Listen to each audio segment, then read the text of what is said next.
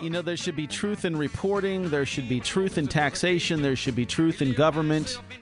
But, you know, sometimes they fall a little short in presenting things as they really are. I'm pleased to welcome back to the Schilling Show. He's the chair of ADA, the Albemarle Truth in Taxation Alliance. We're talking today about truth in county finance reporting. And my goodness, this game goes on and on and on. And if it weren't for the Truth in Taxation Alliance and some of the research that have been done by Pete Witt and some of the others in your organization, we wouldn't be having this conversation right now. Jim Stern, welcome to the Schilling Show. How are you? Okay, so let's talk about what's going on here, because as we talked about before the break, the headline, big, bold letters, county expects $1 million shortfall. And, of course, the sky is falling and there's panic, and the people who are inclined to raise taxes on the Board of Supervisors immediately seek shelter in a headline like this and start planning and scheming on how they can milk more money out of taxpayers. A few days ago, I was getting ready to send out my first newsletter as the new chairman, only a few weeks in this position. I was called by Pete Witt, who attends every single Board of Supervisors meeting, was there yesterday from 9 until 6 o'clock. Wow. And reads every single document. And he called me up and he said, there's some great news out here. Go ahead and take a look at this. And printed it off the web, where he told me it's from the agenda of the Board of Supervisors meeting of the 5th of October. And there's get the exact number here, but about a $10 million surplus. It's like 9.3, something like that. Okay, yes, all right, yes. but close to $10 million. $10 million. Wait a minute.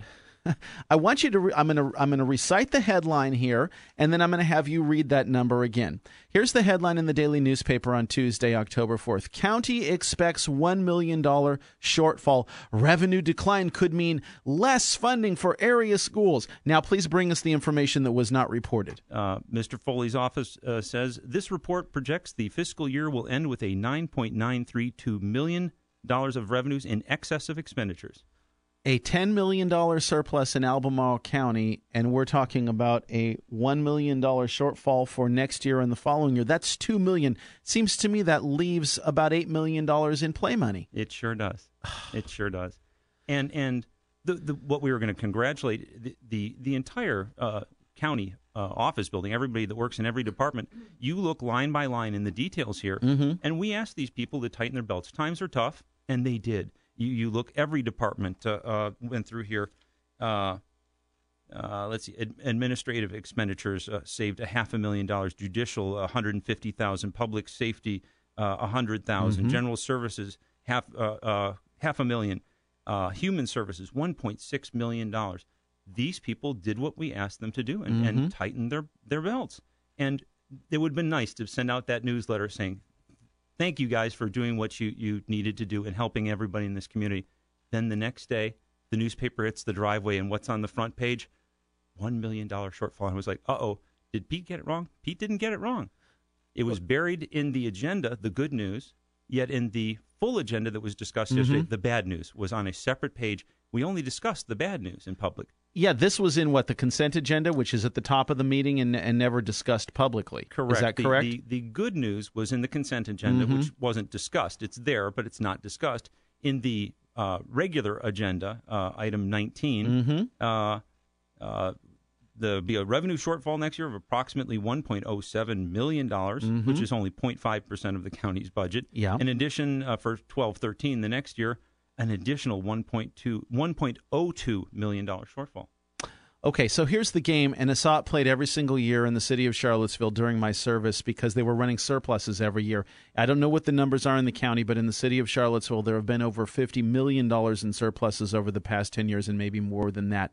And so every year, they don't use the word surplus. They call them fund balances. They downplay the whole thing. They never talk about it in totality. And then they come up with a way to dispense of these funds every year outside of the normal budget process. And the reason I'm telling you this is because I want you to watch for it in the county, because they'll come back and say, well, we have all these number of needs, and then the money gets doled out and voted on by the governing board, and it evaporates. And this is wrong because it's outside of the budget process. It's never discussed in the context of the upcoming budget, and that needs to stop. And I'm so glad that ADA has brought this out publicly.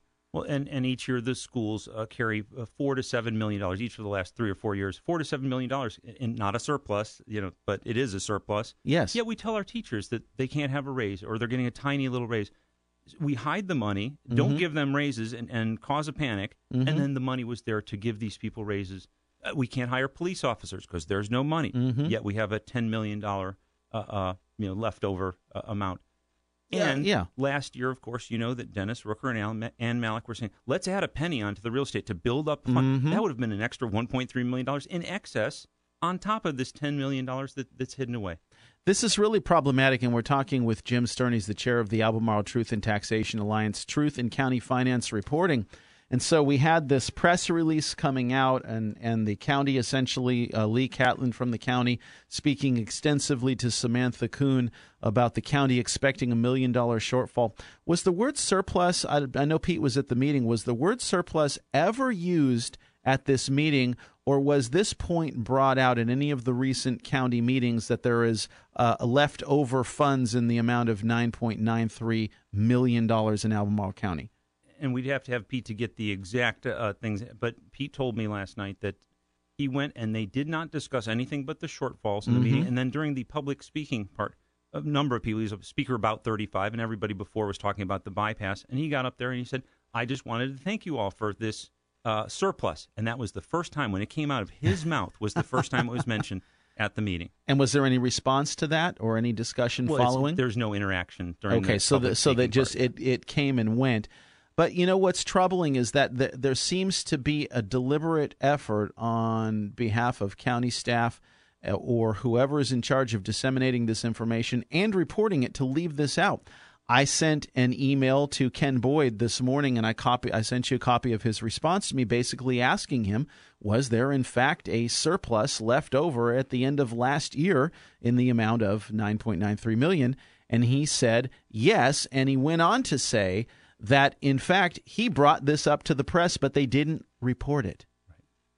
And I don't know whether this new reporter that we don't know asked the right questions, and so we can't hold her responsible. But Lee Catlin certainly knew that there was a $10 million surplus in one hand, as she's talking about the $1 million shortfall in the other hand, and why that wasn't said. And maybe it was, and the reporter didn't report it, but I've got a feeling it wasn't said at all.